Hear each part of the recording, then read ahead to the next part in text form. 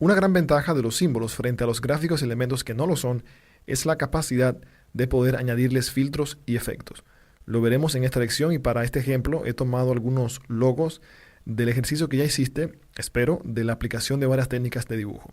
Iniciamos de inmediato convirtiendo este elemento en un símbolo, haciendo clic y presionando la tecla F8. Vamos a colocarle logo X y el tipo de símbolo será clip de película. De inmediato en el panel de propiedades vemos cómo se activan las pestañas que necesitamos, que son las de efecto de color, mostrar y filtros. Comenzamos con efecto de color y vemos lo que podemos modificar. En el campo estilo seleccionamos o el brillo o la tinta, avanzadas y alfa. En el caso del brillo ya sabemos que es simplemente aumentar la brillantez o reducir la brillantez de nuestro símbolo. En el caso de la tinta podemos modificar la tonalidad de los colores. Y en el caso de avanzadas es como una combinación de la tinta y el alfa, porque podemos modificar tanto la transparencia como también podemos modificar los valores RGB. En el caso de alfa es simplemente la transparencia de nuestro símbolo. Seguimos probando con mostrar. En este caso vemos que tenemos un listado de formas en las cuales se puede mostrar nuestro símbolo. Esto es muy parecido a Photoshop o en Fireworks, lo que son los modos de mezcla, en los cuales podemos colocar nuestro símbolo en modo oscurecer, multiplicar, aclarar pantalla, etc. Para ver este efecto mejor, vamos a colocar un color de fondo en el escenario. Luego vamos a tomar este símbolo y a colocarlo en modo de mezcla, superponer. Fíjate entonces cómo cambia ahora, no se ve en su totalidad, sino que se va sumando al color de fondo. Si lo hacemos en el caso de oscurecer, lo que hace es que se quedan solamente las partes oscuras del gráfico. Si lo hacemos en aclarar, sería lo inverso, solamente conservamos las partes que son más claras. Y así podemos ir probando otras formas de mezcla según la necesidad, o si tenemos conocimiento de Photoshop previamente, sabremos qué resultados tendremos con cada una de estas opciones. También las vamos a utilizar en adelante con ejemplos ya más específicos y ahí podremos ver su aplicación. Dejaremos el escenario como estaba, en blanco. Y en resumen, para esto sirve la pestaña de mostrar. Esta casilla sirve para renderizar este símbolo como mapa de bits, aunque sea compuesto por vectores. Esta opción se utiliza cuando tenemos un gráfico en vector que es muy complejo, que le tomaría al procesador mucho tiempo de renderizar. Entonces se elige la opción de que se renderice como mapa de bits, pero ya también luego veremos cuándo puede ocurrir esta situación. Por último tenemos los filtros, que podemos irlos añadiendo con este icono. Está un icono de una hoja de un nuevo documento que sirve para crear o añadir un nuevo filtro. Hacemos clic y tenemos la opción de sombra, desenfoque, iluminado, bisel, iluminado degradado, bisel degradado y de ajustar color. Empezamos con la más sencilla, la primera, que es la sombra. Este filtro de sombra está presente en casi la mayoría de programas de diseño, por lo cual es muy probable que ya estés familiarizado con su uso, así que vamos rapidito a ver cómo lo podemos modificar. Tenemos las dos primeras opciones que son el desenfoque en X y el desenfoque a nivel del eje Y. Simplemente esto sirve para cambiar qué tan desenfocada o tan enfocada se va a ver la sombra. Estas cadenas indican simplemente de que los dos ejes están enlazados y al aumentarlos o reducirlos se harán en las dos maneras. Para aumentar un valor en el campo de filtros y también en cualquier otro campo en Flash S4 del panel de propiedades, podemos hacerlo tanto arrastrando hacia la derecha o a la izquierda o presionando encima del número e introduciendo uno directamente. Si desenlazamos esto y aumentamos solamente el desenfoque en X, vemos cómo se aumenta solamente a nivel horizontal. Si lo hacemos en Y, pues sería solamente a nivel vertical. Al dejarlo enlazado, se hace en los dos, como ya vimos. La intensidad simplemente indica qué tan fuerte se va a ver la sombra o qué tan tenue. La calidad sirve para indicarle a Flash con qué nivel de detalle queremos que renderice esta sombra. Ahora mismo está en calidad baja. Si la cambiamos a medio, vemos como la calidad de la sombra, el nivel de detalle aumenta. Sin embargo, hay que tener en cuenta que cada vez que lo aumentamos, también aumentamos la carga que hacemos al procesador. O sea que se puede poner un poco lenta la animación si exageramos o abusamos con este campo de la calidad. Muchas veces basta con una calidad baja en la mayoría de los casos, pero si necesitas más, simplemente la aumentas aquí. El ángulo de la sombra sirve para indicar hacia qué dirección está apuntando la luz de la sombra. Si tuviéramos acá un foco de luz, la sombra sería entonces hacia esa dirección, la parte contraria del origen de la luz. Aquí lo podemos entonces controlar. La distancia sería justamente eso, qué tan cerca o qué tan lejos del objeto estará su sombra. La opción de extractor sirve para quitar el objeto principal y que se quede solamente la sombra detrás. Observa.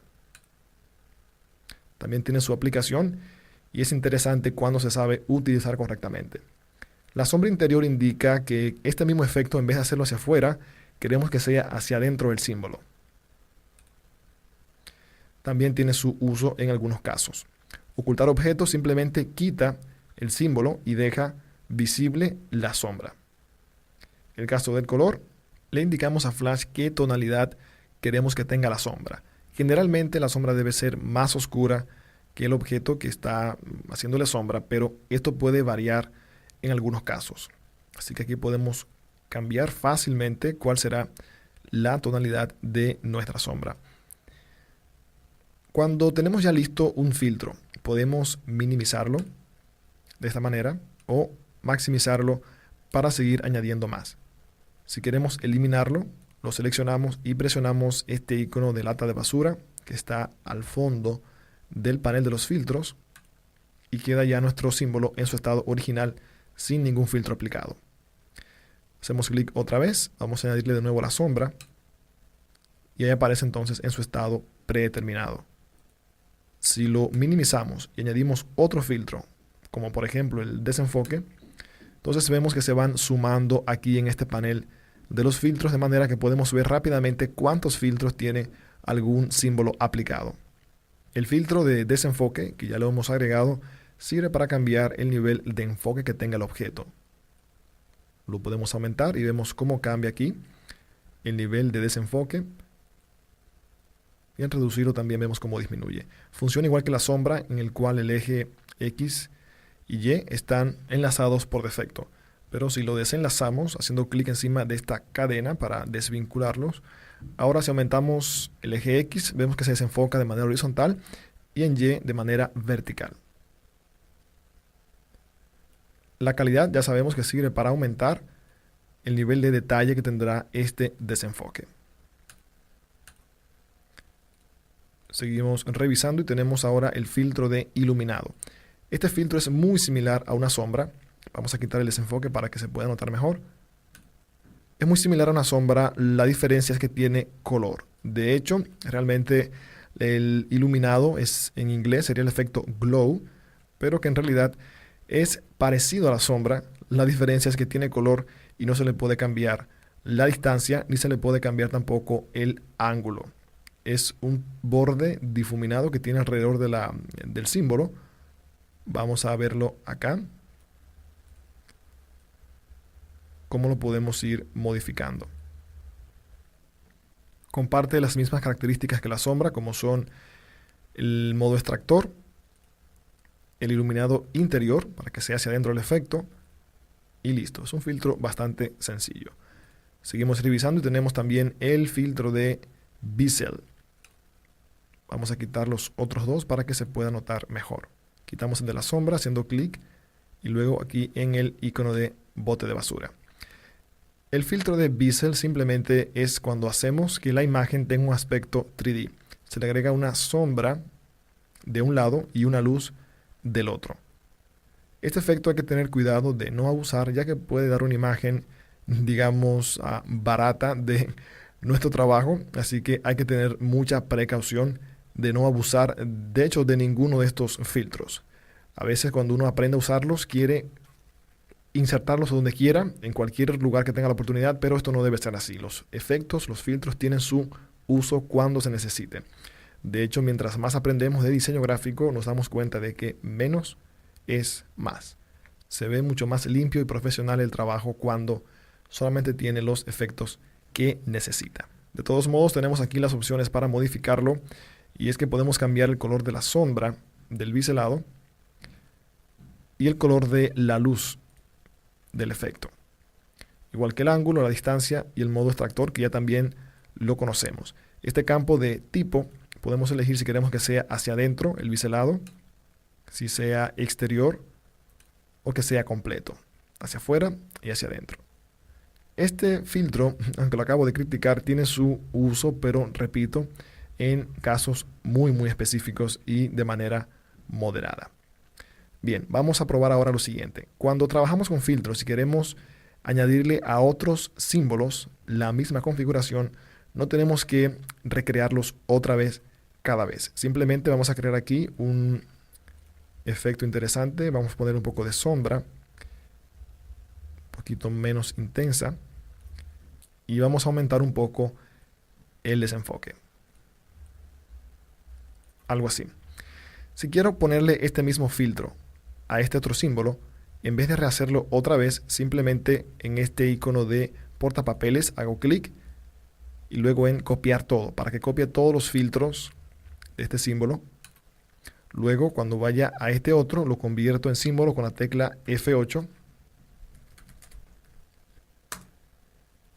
Presiono otra vez el icono de portapapeles y luego en pegar.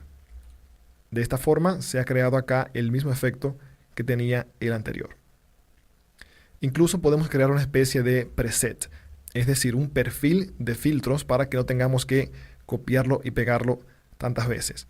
Digamos que tomamos otra vez este elemento y le ponemos el modo extractor.